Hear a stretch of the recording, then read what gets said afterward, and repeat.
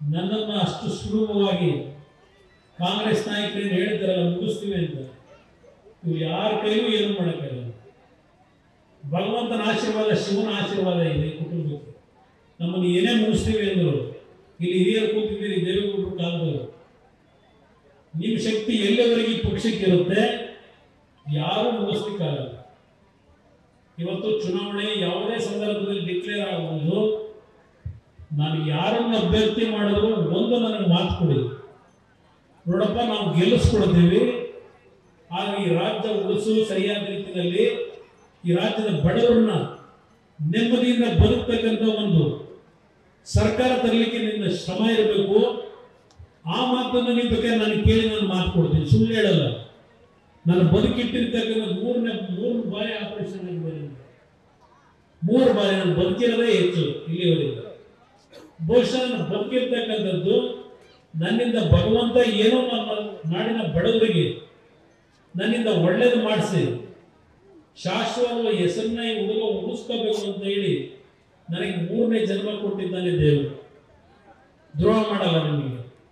ಇವೆಲ್ಲ ಪತ್ರಿಕೆಗಳೆಲ್ಲ ಬರೀತಾರಲ್ಲ, ನಂಬಬೇಡಿ. ನಾನು ಯಾವಾಗಲೂ ದಮ್ಮಯ್ಯ ಅನ್ನಲ್ಲ.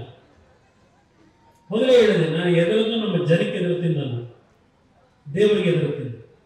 ಇಂಥವ್ರಿಗೆ 100 ಜನ ಬರಲಿ ಎದರಲ್ಲ ನಾನು. ಇವರ ಅಧಿಕಾರದ ದರ್ಪ, ಈ ಹಣದ ಮದ, ಇದಕ್ಕೆ ನಾನು ಎದುರವನಲ್ಲ. ಆ ಬಡವರು ನಮ್ಮ ತಾಯಿ ಕೂತಿದ್ದೀರಿ, ನಿಮಗೆ ಗೌರವ ಕೊಡೋರು ನಾನು. ನಿಮ್ಮ ಬದುಕು ಸರಿಪಡಿಸ್ಕೊಡ್ಬೇಕು ಅಂತ ಹೇಳಿ ಇವತ್ತು ಈ ರಾಜಕೀಯದಲ್ಲಿ ಇನ್ನೂ ಉಳಿದಿದ್ದೇನೆ. ಹಿಂದೆ ಇದು ರಾಜಕೀಯ ನಿರ್ವಹಿಸಿ ಹೋಗುವೆ ನಾನು. ಆ ಚಾಲೆಂಜ್ ಮೇಲೆ ಇದ್ದೇನೆ. ಭಗವಂತ ಡೆಲ್ಲಿನಲ್ಲಿ ಒಂದು ಅವಕಾಶ ಕೊಟ್ಟಿದ್ದಾರೆ. ಒಂದು ಮಾತು ಹೇಳಿದ್ದೇನೆ, ಮಂಡ್ಯ ಇರ್ಬೋದು, ಚನ್ನಪಟ್ಟಣ, ರಾಮನಗರ ಈ ಭಾಗದಲ್ಲಿ ಒಂದು ಒಳ್ಳೆಯ ಕಾರ್ಖಾನೆ ತರವಷ್ಟೇ ಅಲ್ಲ, ವಿಶ್ವೇಶ್ವರಯ್ಯನವರು ಕಟ್ಟಿರ್ತಕ್ಕಂಥ ನಮ್ಮ VSI ಭದ್ರಾವತಿ ಕಾರ್ಖಾನೆ ಮುಚ್ಚಿದ್ದಾರೆ. ಆ ಕಾರ್ಖಾನೆ ಇವತ್ತು ಓಪನ್ ಮಾಡಿಸಬೇಕಾದ್ರೂ ಸುಮಾರು 15,000 ಕೋಟಿ ವೆಚ್ಚ ಮಾಡಬೇಕಂತ. ಇದೆಲ್ಲದಕ್ಕೂ ಒಂದು ಕೆಲಸ ಯಾವ ರೀತಿ ಮಾಡಬೇಕು ಅಂತ ಹೇಳಿ ನಿಮ್ಮ ಕೊಟ್ಟಂತ ಶಕ್ತಿಯನ್ನು ಇವತ್ತೇ ನಾನು ದಾರಿಯಲ್ಲಿ ಕೊಟ್ಟಿದ್ದೇನೆ.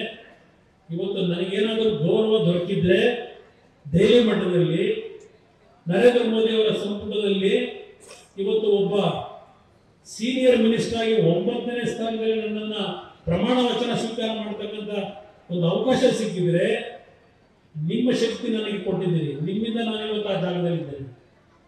ಆದರೆ ನನ್ನನ್ನು ಆ ಜಾಗ ಕರ್ಕೊಂಡು ಕೂರಿಸಿದಂಥ ನೀವುಗಳು, ಇವ್ರು ಯಾರೋ ದೇಶ ದರೋಡೆ ಮಾಡ್ತಕ್ಕಂಥವ್ರ ಮಾತು ಕೇಳಿ ಯಾವುದೇ ಕಾರಣಕ್ಕೂ ತೀರ್ಮಾನದಲ್ಲಿ ಎಚ್ಚರಿಕೆಯ ತೀರ್ಮಾನ